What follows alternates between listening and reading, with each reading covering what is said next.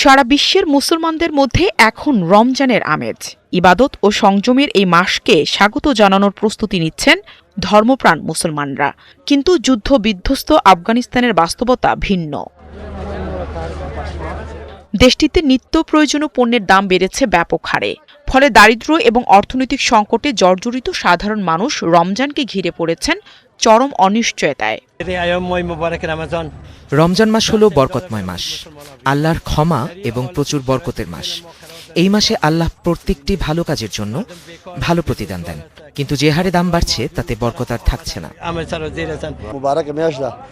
দাম দ্বিগুণ হয়ে গেছে। এই রমজানে আমার 10 লিটার রান্নার তেল কেনার সামর্থ্য নেই। আমি এখন পর্যন্ত মাত্র 50 আফগান উপার্জন করেছি। কিভাবে বাজার করব বুঝতে পারছি না।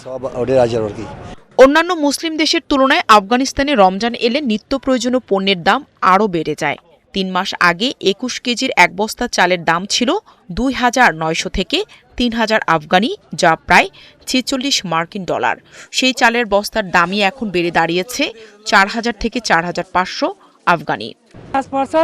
গত বছরের তুলনায় দাম অনেক বেড়েছে। আমাদের চাল কেনার সামর্থ্য নেই।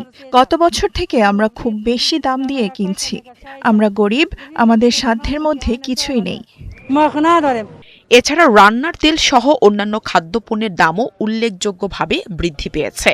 দীর্ঘ যুদ্ধ বিধ্বস্ত আফগানিস্তানে অধিকাংশ মানুষ বেকারত্ব ও দারিদ্র্যের কারণে চরম অর্থনৈতিক সংকটে ভুগছেন। এদিকে অনেক আফগান নাগরিকরা বলছেন, যুক্তরাষ্ট্রের আরোপিত নিষেধাজ্ঞাই এই পরিস্থিতির প্রধান কারণ। তবে জাতিসংঘের এক প্রতিবেদনে বলা হয়েছে, 2026 সালে প্রায় 1,74,00,000 মানুষ, যা দেশের মোট জনসংখ্যার 1/3 বেশি, তীব্র খাদ্য সংকটে পড়তে পারেন।